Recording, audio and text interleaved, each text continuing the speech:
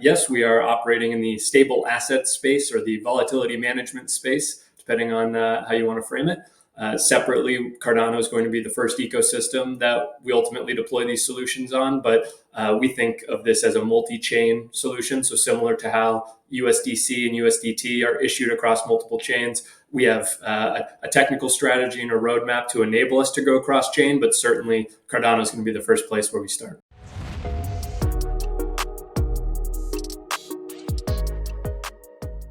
What's up, Beta Nation? Welcome to Dapp Central, your home for everything blockchain and crypto. I'm your host here, Fareed. As a part of today's video, we're diving into everything XSY. If you guys missed the memo, this is a brand new stablecoin venture being kicked off by IOG.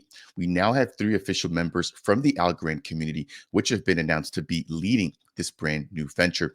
As a part of today's video, I'm going to be sitting down with David Markley, their COO. Without any further ado, David, good morning. How are you? Hey, good morning, Fareed. Pleasure. And thank you for making the time. No, thank you for making the time.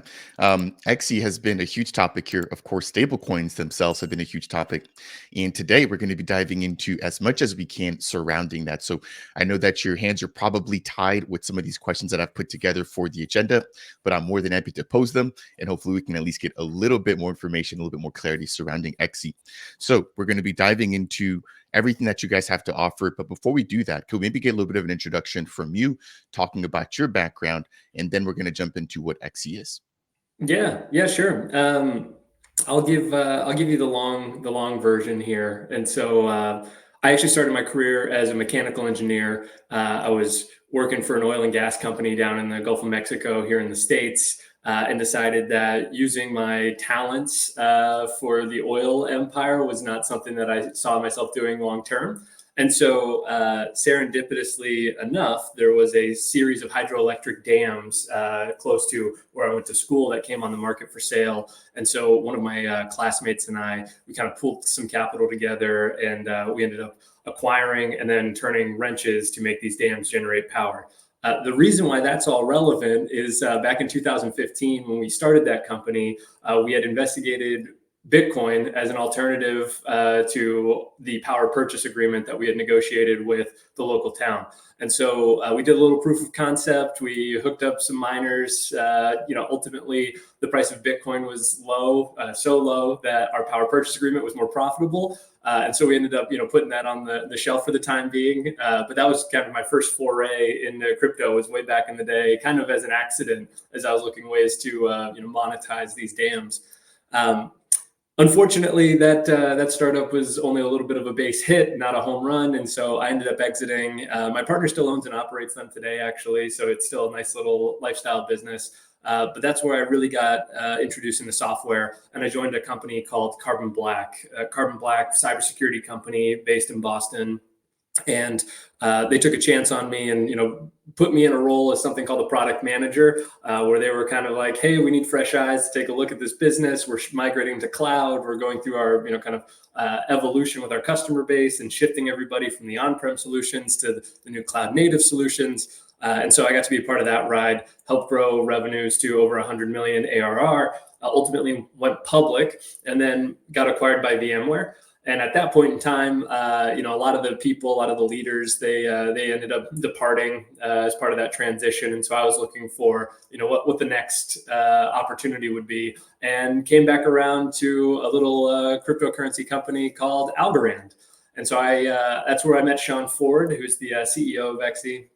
And he brought me on as a role that we called business solutions, and really was sitting down, working with partners in the ecosystem, working with developers, working with companies, and helping people understand how they could use this new technology, the new properties of this property rights system effectively, and how it could apply to their business. And so spent 5 years really in ecosystem development, and that took a whole bunch of different lenses. So as I mentioned, started as more of like a solutions architect, so helping people with their internal systems map to how they could use Algorand and vice versa.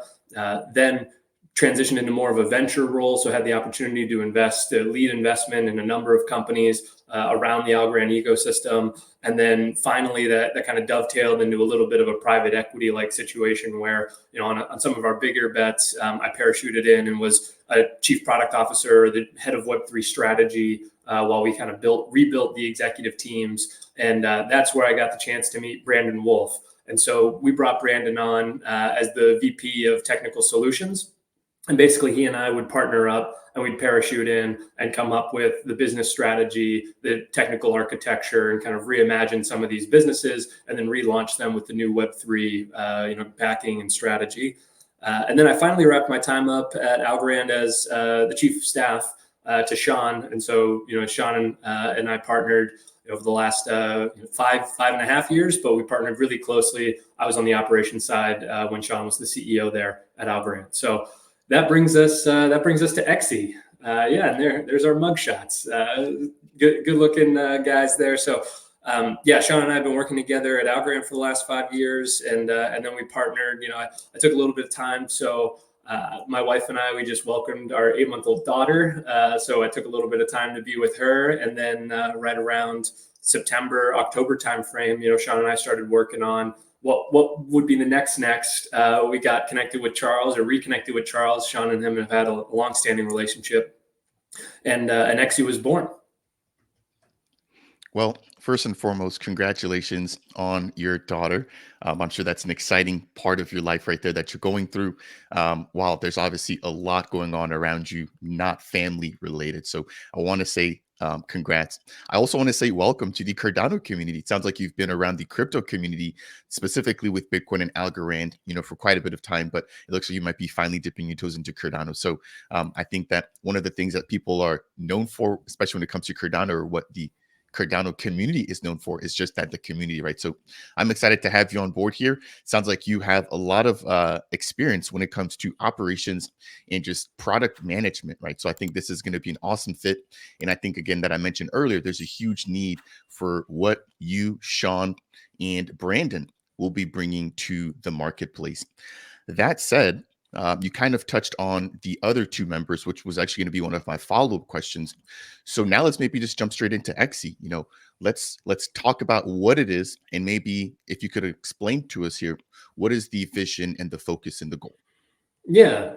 So I'll frame it, from the outside of the onion, and then we can start to peel our way in, right? And so when Sean and I started thinking through, what is the opportunity in the stablecoin space? What are the advantages? What are the trade-offs?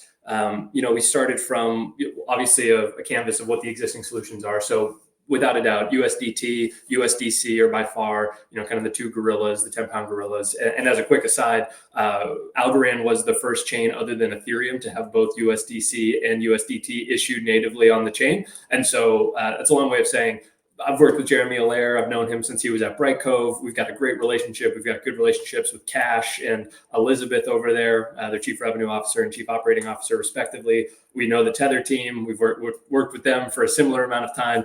And so we think that this isn't a competitive relationship in what we're ultimately building here, that it's really a complementary one. There's always going to be a need for people who have assets in the traditional banking infrastructure, the cleanest, simplest, and fastest way for them to move on chain and convert to this new digital property rights system, as seamlessly as possible, right? And clearly USDT and USDC have filled that void quite nicely. However, if we look at some of the divergent properties and you look at things like peg management, collateral, different types of collateral, and other emerging properties that basically just give consumers more choice at the end of the day. So if you want to not be reliant on Circle's credit or their counterparties or the kind of traditional infrastructure in order to hold your property, but you still want a hedge against volatility, this is where a new generation of stablecoins, I think, fits in nicely, right? And so at the highest level, that is the space that we think is interesting and that is ripe for opportunity. Double clicking on that, the next question becomes what ecosystem, right? Which blockchain do you start with? Where do you ultimately spend your time, effort, and energy?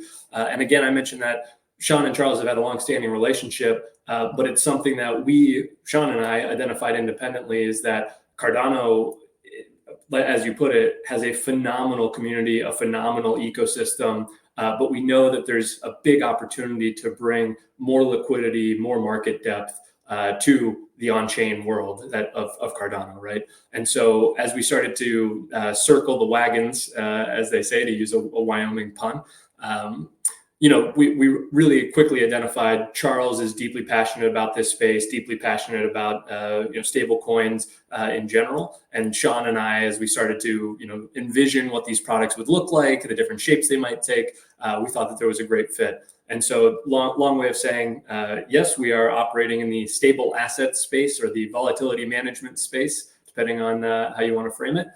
Separately, Cardano is going to be the first ecosystem that we ultimately deploy these solutions on, but we think of this as a multi-chain solution. So similar to how USDC and USDT are issued across multiple chains, we have a technical strategy and a roadmap to enable us to go cross-chain, but certainly Cardano is going to be the first place where we start. You have answered quite a few of my questions here, so I will be definitely thinking of new ones as we continue on. But I want to say it's extremely reassuring to hear that you've already worked with some of the bigger players, as you mentioned, USDC and USDT, to bring the both of them into Algorand, right? So the network is there, the relationships and the experience is there, right? So it's very, very good to hear that. You also mentioned a multi-chain solution. I think this is something not just the Cardano community has to get more comfortable with, but just the entire crypto and blockchain space. For the longest, there's always been this tribalism, for example, between Cardano, Ethereum, Bitcoin, etc. And I have to say, we all do different things well, right? So the sooner that we learn to work together, I think the better off that we're going to be in that. With something like XC, if you guys are going to be dealing with volatility management, not only will that benefit Cardano, but that can benefit other chains as well, which could potentially then make it easier for Cardano to bridge or just collaborate with some of these other ecosystems in the future. So I think it's a really good point that you make there. The next thing I want to jump into is you mentioned volatility management. That's an extremely broad term. And I think, again, just for the amount of information you're able to share, that's probably the best way to kind of sum this up. But will XE be developing solutions? Are you guys issuing volatility management assets, or are you guys just marketing? What parts are you guys playing, or are you doing them all? Yeah, good question. The short answer is we are not doing them all, right? We are smart enough and self-aware enough to know that you have to have partners on this journey. And Sean tweeted out when we started this a while ago that the days of issuing an asset and they will come are behind us, right? You really need to take a holistic approach. And fortunately, that's what Sean and I have spent the last 5.5 years doing, is really focusing on what are the key building blocks and how do you build an ecosystem. And so just to spend 30 seconds, might be a minute or two, kind of elaborating on the way we think about it. Fundamentally, there are some baseline capabilities that if you don't have, it doesn't matter how great your asset or your resources are that you're ultimately issuing on chain, right? The obvious one for anybody who's been through the space is if you don't have a wallet, it doesn't really matter how great your token is, your meme coin, or the attributes that it carries. If I can't trade it, if I can't hold it, if I can't send it somewhere, everything kind of falls moot, right? And so in that same regard, we take security of the smart contracts, formal methods verification, which, to be fair, is something that Cardano and its team through IOG at large has really pioneered. If you look at, basically, there's is the code secure? But then does the code execute in the way that you expect the economics to execute, right? The code could be completely secure, but it allows you to send all of your funds to a null address. That's not really the intent of what I'm trying to do with my assets at the end of the day, right? And so we take that extremely seriously. Security, formal methods, kind of the foundational building blocks. You don't get any points for doing it really well, right? Because the asset at the end of the day is what people want. But if you do it poorly, you kind of lose all credibility very quickly. In a similar vein, looking at the legal and regulatory landscape, this is something that all of us are collectively navigating together. We are certainly hoping for more clarity. We think that we're getting that through the court system, specifically here in the US, but there are a number of other jurisdictions that have really laid the framework for how to do this in a compliant way. And so separately, not just for any asset that's issued on Cardano, but any asset issued globally, you want to make sure that you're compliant with the regulatory regime. Again, you don't get a lot of points for doing it right, but you can potentially lose a lot for not doing it right. And then the last piece here I mentioned or alluded to it in terms of wallets, there's a number of other distribution points as well, right? So being integrated with the decentralized exchanges, being integrated with the centralized exchanges, market makers, this is specifically relevant as it relates to volatility management or stable assets.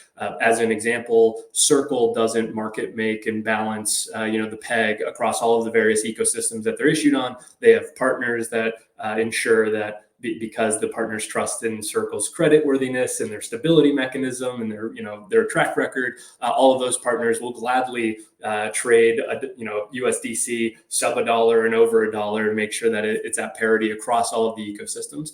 And so making sure that you have those partnerships in place so that you can ultimately maintain stability across the various pools that you're deployed in. And once you have all that in place, now you can talk about the assets or the resources. And we put those into three broad categories, right?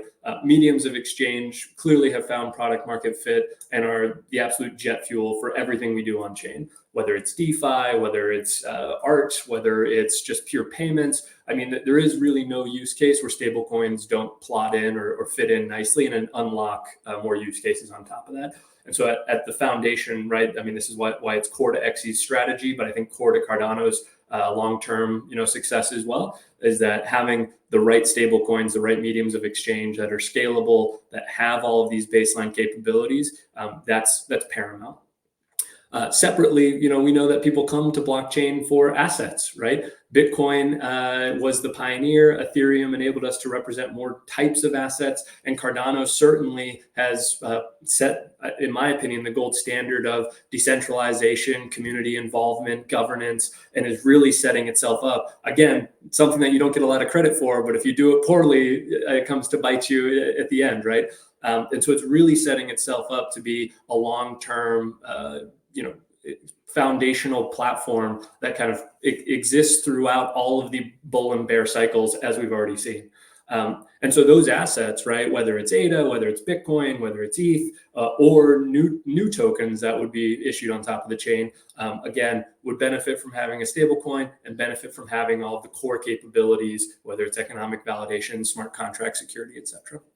And then last, but certainly not least, volatility management kind of wraps all of this together, but we think about the third bucket as insurance and derivatives, right? And so in traditional markets, you want to go long a particular asset, but maybe you want to have an uncorrelated asset basket so that you can hedge so that if it doesn't perform exactly the way you had hoped, you're not wasting or risking your entire portfolio, right? And so we've helped pioneer a lot of the work around bridged asset insurance. Actually, a core founding set of team members from Algorand left and started Axelar as a cross-chain bridge. So we know Sergey quite well and the team over there. And so we've spent a lot of time thinking about, how these different verticals, if you will, the mediums of exchange, the assets, and the insurance and derivatives, how those ultimately manifest. And by the way, if you just kind of look at the on-chain application growth on Ethereum over the last few years, it's basically followed this exact frame up, right? So stablecoins found product market fit, DEXs found product market fit, synthetics, which is kind of the pioneer in terms of insurance or derivative assets, has started to largely found product market fit. But I think one of the things that's the constraint, and one of the things we talk about on the website, is that all of these on-chain systems have been really bound by being extremely capital inefficient. And so, for instance, if Maker, or if you want to create a blockchain native stablecoin, it's required that you have a ratio of something like 3-to-1, 4-to-1, where you basically have the majority of your assets stranded in the name of peg stability, right? But wouldn't it be better if those assets were doing something else for you, right? Like maybe they're deposited in USDC saving account, or maybe they're doing, right? And so this insurance and derivatives concept is what ultimately allows us to move away or closer to a one-to-one parity. So are we going to do everything? Absolutely not, right? Like there are great partnerships in the Cardano ecosystem today across market makers. There's DEXs, there's lending and borrowing protocols. So we plan on working closely, kind of across the spectrum for the things that are already there. And are there gaps or are there areas that we think we can bring more value to the ecosystem at large? Whether it's secure smart contract development, formal methods tooling that can be a framework, trustless oracles that can ultimately feed some of these, price computations. We're going to invest heavily in the foundational work. We hope it's the standards that a lot of the dApps will end up using, but TBD. We're going to open source it and come what it may. That's actually a nice little nugget that you left there at the end, open sourcing. Just to briefly recap, you mentioned security being a huge focus, regulations and partnerships, which I completely agree with. You talked about the actual value that these stable assets bring, which include a medium of exchange, the ability to invest in potential other assets, but then lastly, you mentioned insurance and derivatives. Now, David, I want to pose a follow-up question, and maybe I'll just kind of merge these two questions together here. Which type of stable assets will be the first focus? As you've mentioned, you'll be working with some of the projects already in-house in Cardano. But then number two, just broadly speaking, when we're dealing with XE, will there be anything that's maybe something that you guys won't be dealing with, right? So I know Charles has mentioned, for example, his love for algorithmic stable coins. There's fiat-backed stable coins, commodity or crypto-backed stable coins. Are you guys planning on dipping your toes in all of those types of volatility management assets? Or are you maybe just focusing on just one or two? And if so, what is that first initial focus? Yeah. So first and foremost, like we've got a great relationship with Cody. We've been, introduced to them. We've been trying to understand Jed, how they think about the asset, the way that they see that, evolving over time. And so that's, kind of one key area for us right now is certainly as we get closer to the Cardano ecosystem and understand how Jed fits into the broader, network. So that's one area that we've started to investigate and look into. Unfortunately, this probably isn't a very satisfactory answer, but all options are on the table, right? So we are actively pursuing, the Mian team. We've looked at USDM. We understand, kind of their roadmap and what their plans are. We've started meeting with a number of the DEXs, lend and borrowing protocols, and just trying to understand how all the pieces come together and where we can add, ultimately the most value to the entire ecosystem, right? And so if that means, helping support the development of new standards, new tools, if that means helping bring the relevant partners to bear to the table to provide more liquidity and more, kind of capital into the ecosystem, whether that's through our venture partnerships or otherwise, that's all on the table. So unfortunately, I can't give you kind of the explicit, here's the asset that, is forthcoming. Here's all of its attributes. Here's the person who's launching it. But we are taking a holistic look here. We're canvassing the ecosystem and making sure that we're not duplicating any efforts without valid reason. Thank you. The next follow-up I have is just maybe surrounding the revenue generation and how XE is going to operate, right? So nothing in this space is done for free. We'd love to get to a point maybe where that happens, right? But from a business operation standpoint, how does XE get revenue? Is it by, connecting the community? Is it by, again, minting and issuing, developing? You mentioned smart contracts earlier. Could you maybe give us a little bit of clarity around that? Yeah, sure. So we've got, kind of a number of facets here. One of them is actually embedded in some of the core architecture and design, right? So think like transaction fees, basically embedded into the smart contracts or the protocols that we design. So that's kind of like one piece of it. But quite honestly, like it's more of a we think of it conceptually as more of a defense against DOS attacks than like anything else. Like we don't want people just spamming smart contracts unless they see that they're getting value out of it. And so over, any period of time, if you're just spamming it, we get to make a minuscule fee and like, be my guest, you can attack my smart contracts all day, right? And so like that's not really our core revenue, but it's certainly one lever that we're exploring. The other is around the stablecoin itself, right? And so, or the asset, I should say, itself. There's, depending on the strategy you employ, there's a number of different avenues here, right? Like just to reference USDC and USDT, they just take the deposits, throw it into treasuries, and then pass or don't pass on some amount through like affiliate marketing rewards is like more or less their playbook, right?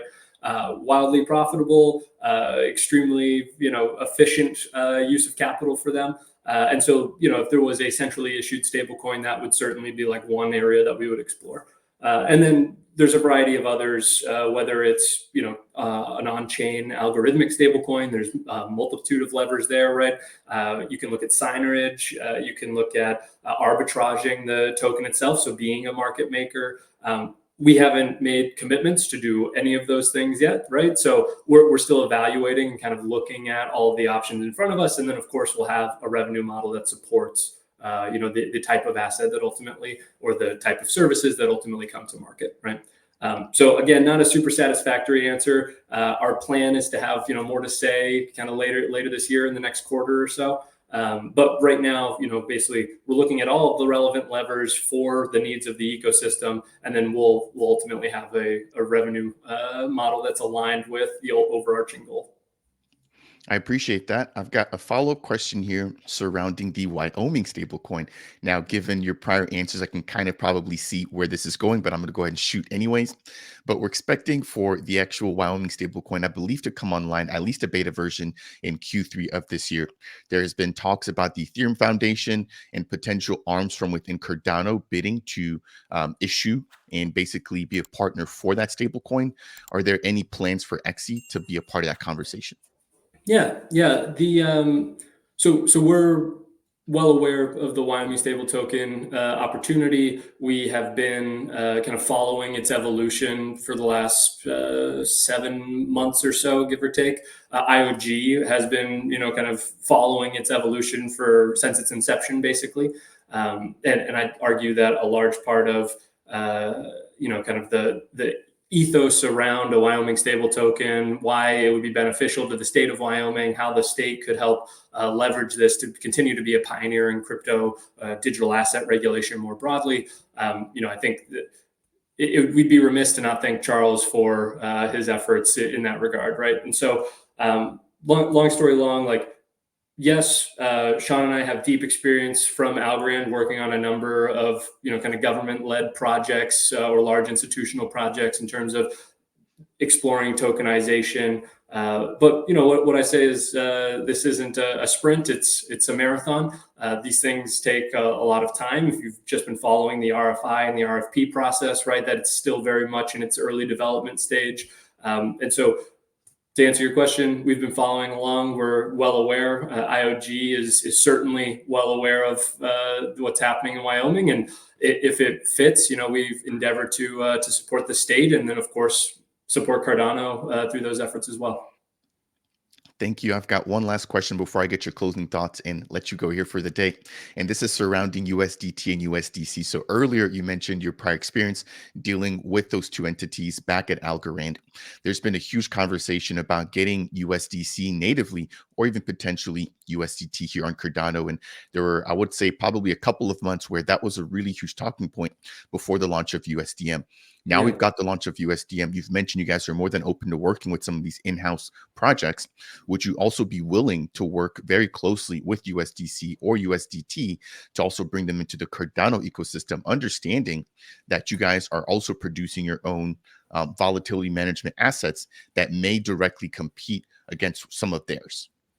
Yeah. So one quick comment to reiterate what I said earlier, and then one clarification. So in regards to issuing assets, right, like that is, it's not set in stone. Like, again, if there's other things that we can do to support the growth of USDM, there's no reason for us to recreate the wheel here, right? And so whether or not XE is an issuer is still very much up in the air. That's not set in stone. But with that point aside, 100%, whether it's USDM, USDC, USDT, happy to work with all of them. We think that, again, there's no reason for XE to go acquire all of the licenses to be able to operate in 26 states and be a money transmitter if USDM has already done that. There's no reason for us to, build the custody apparatus and the minting and issuing infrastructure that USDC and USDT have spent, the better part of a decade now refining. And if they can bring that to Cardano, there's no reason for us to replicate that, right? And so to put it in context, like going back to our ecosystem map, security, smart contracts, compliance and regulatory, if there's partners who basically check those boxes for the assets that we think will provide the most benefit to the Cardano ecosystem, we're not going to kind of duplicate efforts for the sake of duplicating efforts, right? But if there's things that can make it easier to bridge those assets over, like providing bridged asset insurance based on the protocols, or helping pioneer what the next iteration of a bridge could look like, or helping port that into other side chains, or making payments faster by using Hydra, those are the types of expansion opportunities that we think make bringing assets to Cardano more compelling for people who haven't done so yet, right? So let us show you the roadmap for scale, let us show you the roadmap for governance, let us show you the roadmap for liquidity, and how we can ultimately make bringing the asset and doing all of that work a success. And then separately, what new use cases can we unlock on top of that, right? And so kind of coming full circle here, right? XE's mission is to unlock capital efficient solutions through blockchain technology, to put it plainly. And when we talk about that at large, it's really taking a look at the entire ecosystem and figuring out how can we offer, not just value to the asset issuers themselves, so they bring the assets over, but how can we offer new use cases, new utility to the users, both the Cardano natives and people who haven't tried Cardano yet.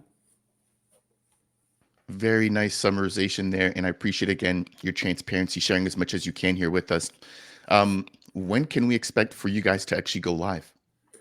Yeah, good question. So we did our soft launch. We've got some great stuff in the works that, again, I can't give you the specifics on yet. But as it starts to take shape here, we certainly plan on having a more formal launch, both updating the website and giving some more insight into what the products and services and what the ecosystem will finally look like. And then we've got a series of phases of evolution of our products currently planned out as well. And so the short version is, middle of this year is our target to start unveiling what measurement looks like in this ecosystem. So we want to talk about like one of our core principles is that blockchains are very akin to countries, where they have kind of the interstate, intrastate commerce. How do you measure that? How do you think about that? A lot of people got caught up in the TVL goes up, price needs to go up type of narrative, and we want to kind of shift the thinking there to a more nuanced foundational understanding. So the first thing is going to be talking about measurement. Second part is going to be talking about the ecosystem and all the players and the component pieces. And then finally, how XE, why XE exists, how XE ultimately improves that ecosystem, and then what our roadmap looks like on a go forward basis. And so it's a long way of saying I'm happy to come back in about 3 months or so and give you an update on everything that we're doing. And I am more than happy to have you back here on the channel. You've been a wealth of information. You're an awesome speaker here, and you provided a lot of clarity for me, and I'm sure for all the viewers watching today's video. David, in closing, any sort of last comments that you want to highlight that you may not have gotten the chance to, or maybe that you just think are important for the community to know? Yeah. So first and foremost, I've been drinking from the fire hose that is Cardano. Like all ecosystems, there's a ton of nuance, there's a ton of technical rigor, there's a ton of projects that I'm not sure how anybody keeps track of. So kudos to you and your channel for helping us navigate this ecosystem. And so if you're out there, you're watching, you're interested, you want to talk about how we could partner. As I mentioned, we're canvassing the ecosystem. We're planning out exactly how we're going to be as supportive as XE can be. And so if you're interested, please don't hesitate. Fareed showed the info at xe.fi. Don't hesitate to drop us a line, or you can just ping me directly, and we'd be happy to talk all things Cardano and what's coming. Ladies and gentlemen, here we've got David Markley, the COO for XE, aiming to fill in the gaps here when it comes to stability asset management, aka stablecoins, not just in Cardano, but also across multiple other chains. Again, David, it's been an awesome introduction to XE here on the channel. It's my pleasure meeting you. Again, congrats on your newborn, and welcome to the Cardano ecosystem. Ladies and gentlemen, if you guys found any value as a part of today's video, I would appreciate you if you could smash that thumbs up. If it's your first time stopping by Dapp Central and you want more content like this, aiming to break down everything going on here in Cardano, consider subscribing. And last but definitely not least, if you have any questions surrounding XE or any questions directly aimed at David, please leave them down below. I'll be monitoring them and passing them along. That said, and as always, we'll catch you all in the next video.